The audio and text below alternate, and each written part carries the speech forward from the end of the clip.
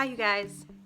In today's art exercise, we're going to use what we know about perspective drawing to create a conceptual drawing of a remodel. Your remodel drawing can be of a room in your house, it could be of your backyard, it could be like in one of my examples, my pet's cage. I kind of made an upgraded version of a rabbit cage. You could even do something like that.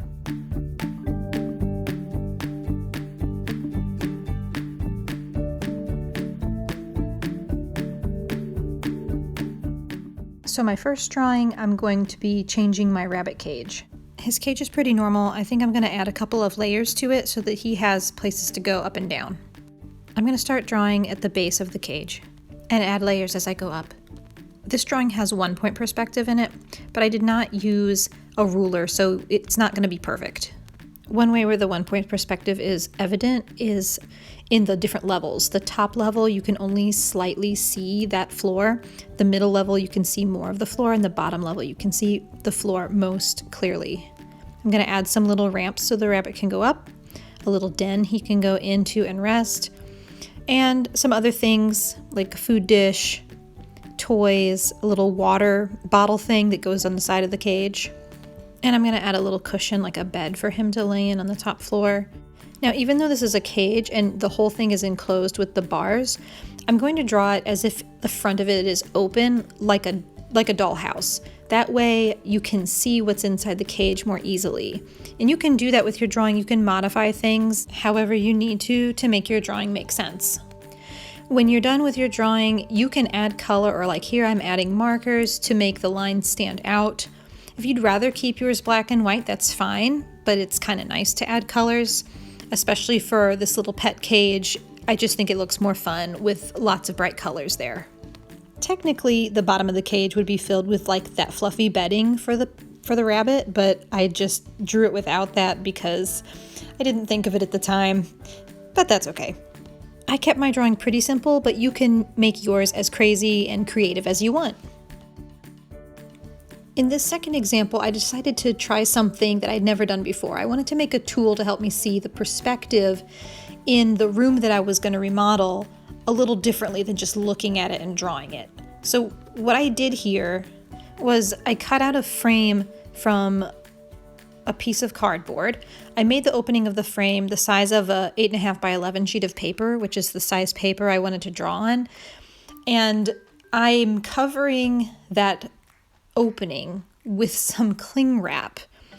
I'm using box tape to secure the cling wrap, and I'm making sure that when I tape it down, I'm getting it as flat and as straight as I can and stretching the cling wrap across the opening smoothly and tightly. I'm going to tape down all 4 sides of the cling wrap, which you're going to see here in this video. And I had this idea like, oh, this is going to help me make my drawing so much easier. It's going to save me time. And it's going to be sort of like a little, like almost like a cheat to get the perspective right. But I'll be honest with you, making this frame and setting everything up was almost more work than it was worth. So you don't have to do this. If you are doing your remodel drawing and you just want to draw it, that's probably the way to go. But if you want to try something crazy and you want to do this too, then feel free to give it a try. So what's going on here is I've got that frame held up in the room that I'm wanting to do a remodel of. And I am drawing directly on the cling wrap with a marker, with a Sharpie. And the main lines of the room I'm going over. So like the corner of the room, the edges of the window, especially things that I know I'm not changing. Even in my imagination, I'm not going to change where the window is. Some things I might want to keep too, like I'm going to keep where that little black shelf is. This was kind of difficult to do. And you can't see this in the picture, but my frame is being held in place by an easel. You could maybe do this just by holding it with your other hand, but you'd have to have the frame sitting against something sturdy, like a table, or maybe against your lap if you're sitting really still. You have to keep the frame with the cling wrap really, really still, or as you can see, because mine is kind of wobbling a little bit, the thing that you're tracing is going to change. So it's just super important that you keep the frame still. You also need to make sure you're not moving your head from side to side, because your viewpoint needs to stay the same the whole time you're tracing. As I was experimenting with this little technique, I thought this might have worked better if I was outside, maybe drawing the backyard, where I had a lot more room to move back, because I found myself backing into the corner more and more because the room I was in was rather small. And as you can see here, as I move just a little bit, if I don't have the ability to move where I need to be and stay still there, it kind of messes up how the drawing lines up. I'm just going to trace a couple more details real quick. I'm not going to trace every little thing in the room because I want to change a lot of it. And here's what my frame with the cling wrap looks like, being held by the easel. And you can see if I move my camera just to the right spot, you can see where I was when I traced it. But you're going to see in just a moment what I'm going to do with this and how I'm going to use it to make my drawing. To begin, I'm going to set this on a table with a white paper under it so I can see it. Then I can put my paper on top of it and I can trace those main lines. You might notice that there were a couple of bookshelves that I did not trace. That's because I'm going to eliminate them in my new design. This room is my son's room, and months ago my daughters were staying in it and they had another loft bed in there, and we took it all apart and rearranged it and put them in another room, but we never really took the time to make this whole room organized the way I wanted to. So this really is something that I think I would like to do with this room. I would love to give him a little work area where he can work on homework or draw or create things. So I'm imagining a desk and a workstation that we might put in that corner.